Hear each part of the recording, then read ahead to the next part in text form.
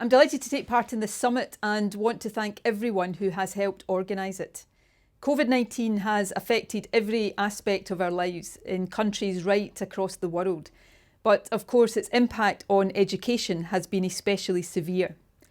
Here in Scotland, we had to close our schools in late March and had to cancel our exam diet for this year. It was one of the most difficult decisions that my government has ever had to take, because while it was absolutely necessary, we knew the very significant impact it would have on our children and young people. For a start, it had very obvious implications for pupils' learning and development. It meant that children and young people would be more socially isolated, which would affect their well-being. For those due to leave school, it meant the transition to work or education would be much more challenging. And of course, it placed additional pressures on families at a really difficult time. In addition, we knew that all of these harms would fall most heavily on children from disadvantaged backgrounds.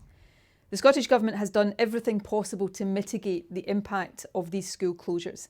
We worked with local government and other partners to ensure that vulnerable children could continue to benefit from the support, learning and care that schools provide. We provided additional funding to extend and continue free school meals even during the summer holidays. And we worked closely with local authorities, trade unions and our scientific advisors to enable staff and pupils to return to school safely at the start of the new term. As a result, and because of the hard work of schools and teachers, all schools in Scotland reopened in August. So our challenge now is twofold. We need to ensure that our schools can remain open by keeping the virus under control. And we need to tackle the long-term educational impact and continue to close the attainment gap, which harms students from less affluent areas. As we seek to meet these challenges, Scotland is determined to learn from the experience and expertise of other countries. After all, while our individual circumstances will be different, these are issues which affect all of us. That's why I think this summit is so important. It's providing a great forum for exchanging ideas and finding new ways of working together, and I want to thank all of you for taking part. Children across the world will never forget COVID, but our task is to ensure that they do not have to live with the legacy of it for the rest of their lives. I look forward to working with all of you in the years and months ahead as we recover from this pandemic and seek to achieve exactly that.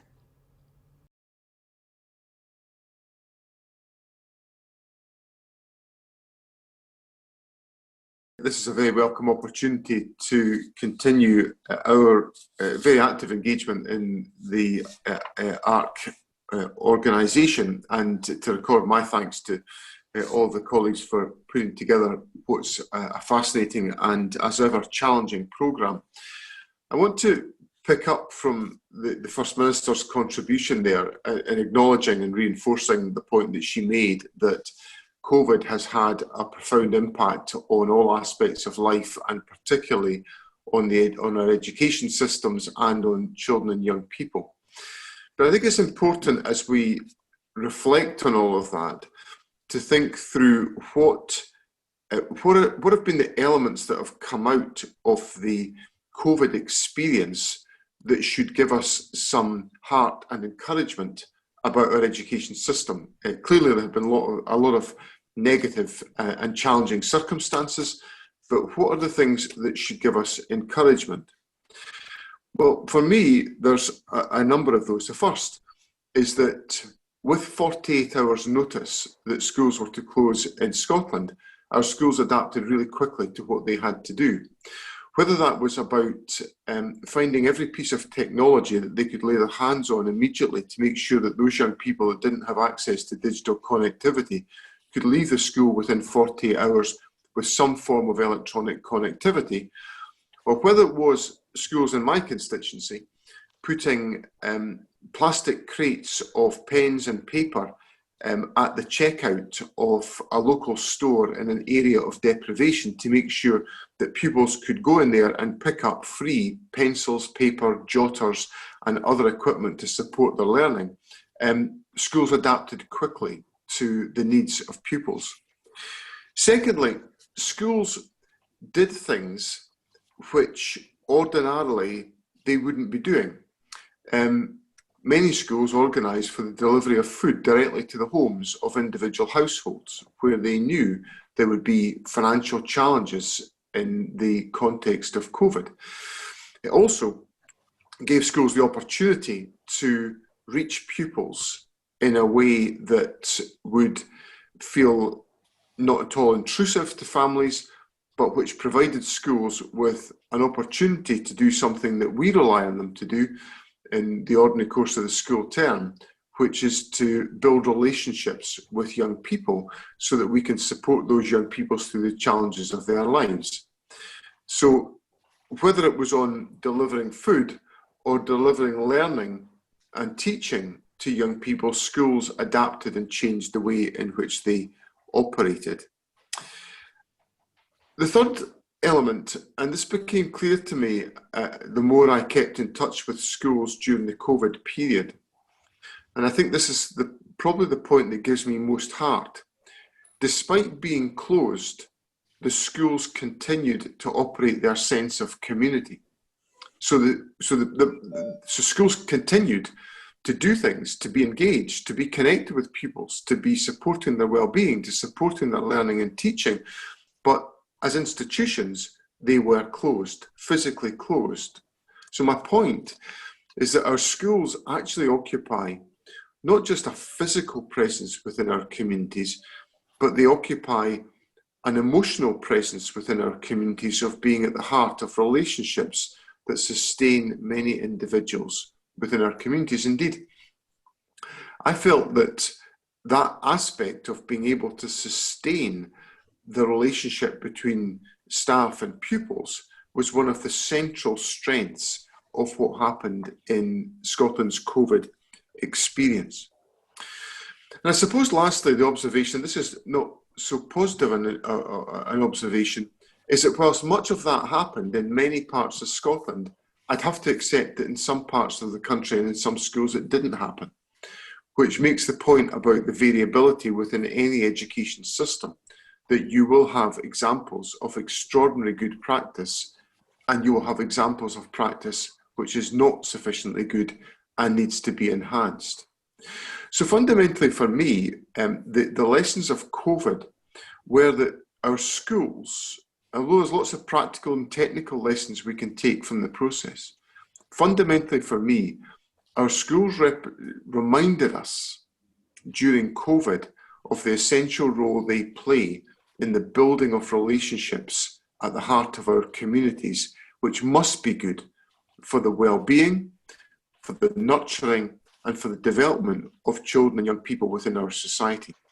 Which then brings me to, I suppose, what are the challenges for us now about to start week 7 of our new school term, with the return to education having gone ahead in not a perfect fashion, but in a reasonably smooth fashion for our system. You know, we have about 93% of pupils attending school full time just now. Our annual position is about 93%. We have about 2% of staff absent for some reason to do with COVID. So and we are managing to minimise the presence of COVID within our schools to a significant extent. So generally, our return to schooling has been reasonably smooth, but it's not without its anxieties and its worries to staff, to pupils and to parents. So our education system is back up and running. And for me, the biggest challenge is how can we ensure that we remain as focused in the period going forward on our principal educational objective as we were before we got to the closure of schools in March this year.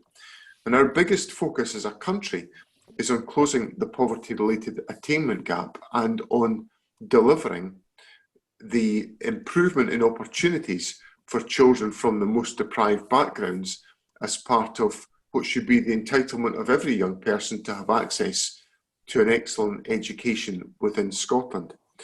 And the approach that we've taken to the return of schooling has been very much about recognising that if we want to deliver successful learning and teaching, we must remove the barriers to learning that are experienced by young people as a consequence of COVID. Some of that may be about the effects of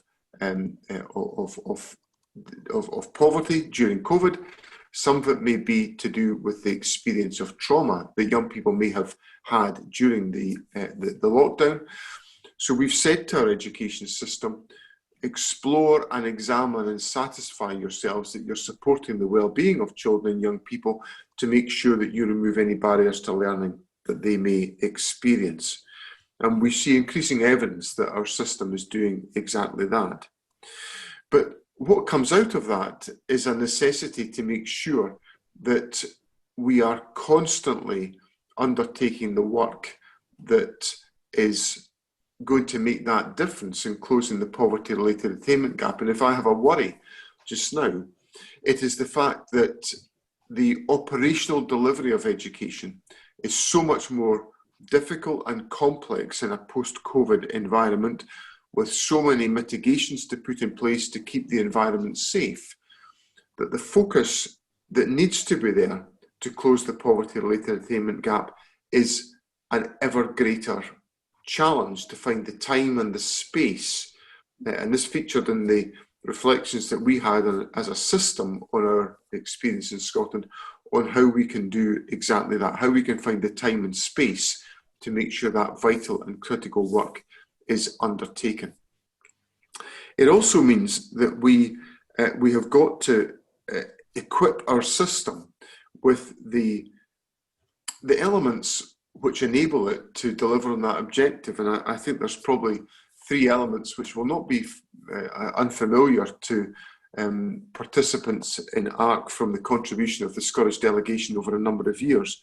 Those elements relate to the empowerment of our teaching staff, the professional learning that has to be undertaken by our teaching staff, and the leadership that needs to be delivered. And let me just talk briefly about each of those elements.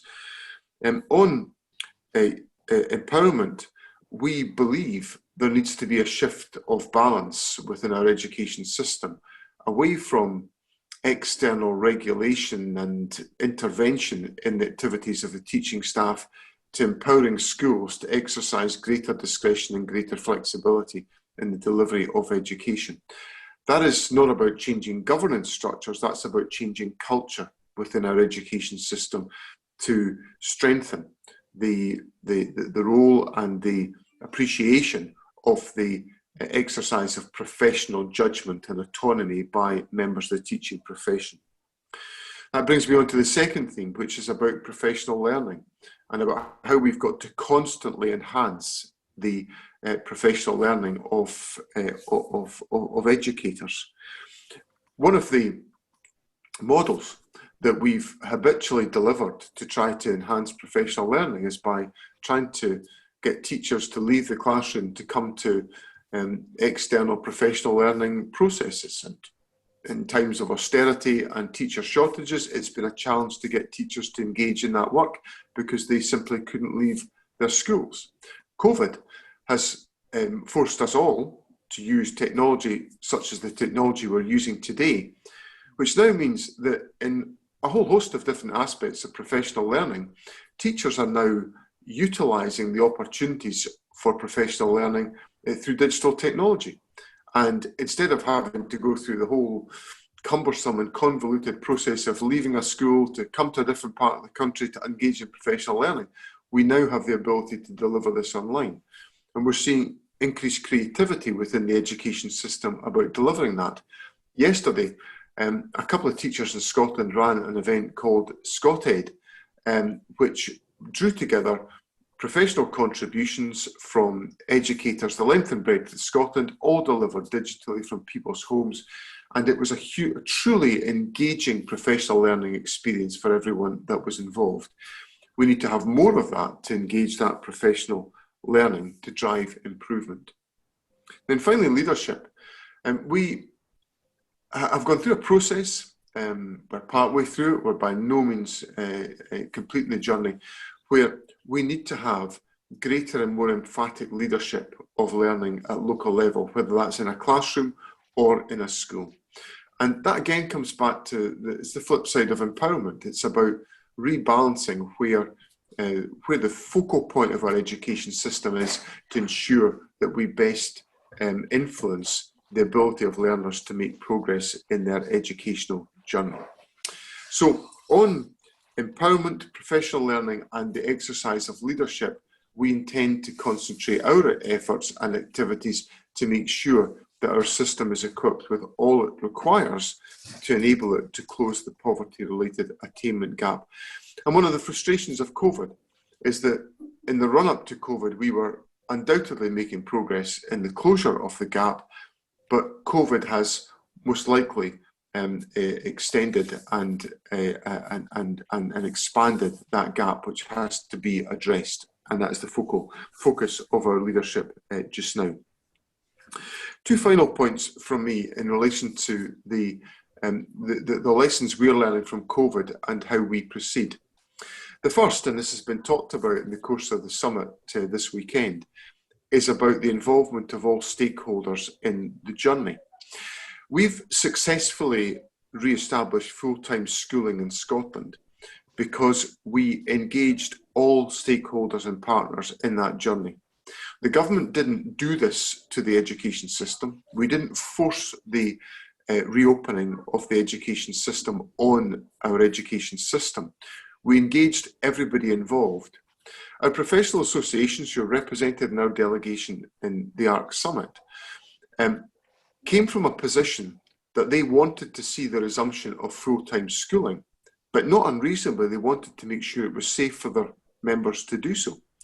So we had to focus on how we had in place the mitigation measures, the strategies, the guidance, the arrangements that would give the profession confidence. And that's not a sort of, once in the process experience. We are constantly revisiting that on an ongoing basis to satisfy ourselves that our schools remain safe and that the legitimate concerns of practitioners are being properly addressed. So acting in a collegiate fashion is crucial to the recovery of education. It will be crucial to the closure of the poverty-related attainment gap. It will be crucial to all of the other vision that we have. It will also be crucial, and this is my final point, in realising the ambitions of our curriculum, because one of the questions I've asked myself in the aftermath of COVID is our curriculum focused in the right way and in the right fashion to meet the world in the aftermath of COVID, a world that is really remarkably different as a consequence of what we've all experienced in COVID. At the heart of our curriculum is a determination that young people are equipped to have what we describe as 4 capacities, that they end up as responsible citizens, confident individuals, successful learners, and effective contributors. And the question I ask, that's our pre-COVID curriculum. That's our choices pre-COVID. And I ask myself today, in a society in which the anxiety of individuals is ever greater, where the uncertainties are ever greater, where the choices that we have got to make are ever more cloudy, where it is far from certain that all of the things we need to do and should do are able for us to envisage at this particular moment. Is there a need for us to establish a different curricular approach with different objectives than the one that we have today? But the world that I look at today is a world that, and I think this is at the heart of the vision behind the ARC organisation, is a world that definitely needs more responsible citizens, more confident individuals, more successful learners, and more effective contributors. And therefore, the conclusion I come to is that the values and the vision that we have is well served by the curricular choices that we have made. Perhaps the lesson of COVID is that we should get back to pursuing those sentiments and those objectives at the earliest possible opportunity to make sure we make the biggest impact on the lives and the life chances of individuals in our society, some of whom will have become ever more vulnerable as a consequence of COVID. So thank you very much for the opportunity to share these thoughts with colleagues, and I look forward to our discussion.